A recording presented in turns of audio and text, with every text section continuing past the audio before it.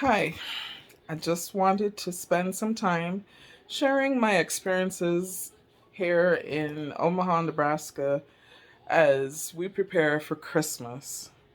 Christmas is really important here in a different way than it is in Barbados. The very first thing in terms of preparation is the Black Friday sales immediately after Thanksgiving. Thanksgiving is always the last Thursday in November, and some stores open Thursday night. Majority of them open on Friday, and that's when the best sales for the most wanted items can be found. And so a lot of people do their shopping, go out into the stores and the lines to try and get those deals. Then you have Cyber Monday, which is the Monday following Thanksgiving, where all the online sales and deals can be found, and that's when people do a lot of their shopping for Christmas. In terms of physically, our city on the day after Thanksgiving has a lighting ceremony, and it's in downtown in the heart of Omaha. And there's this open mall that they call it, but it's an area where people can walk. There's a bandstand where you can have concerts, and they light it up with Christmas lights, and it's a beautiful thing. And people come from all around to see the lighting of the mall. We also have the Salvation Army, which does a lot of giving during the holidays for people who can't afford gifts and those kind of things. They have a tree lighting as well, and so that's a big thing. With church, that's the time that we begin to seriously work on our Christmas musicals.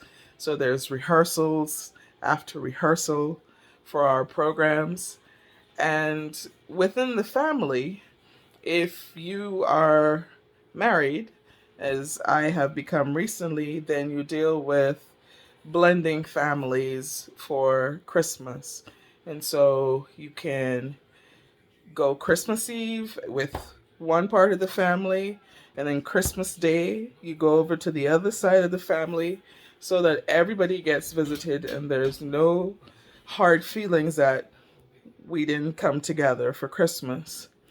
Um, Shanice and myself coming up before I got married and when she was still living at home, a lot of times we lived in apartments that were really too small to have a Christmas tree where you could have gifts under the tree. And so we created our own tradition of hiding our Christmas gifts.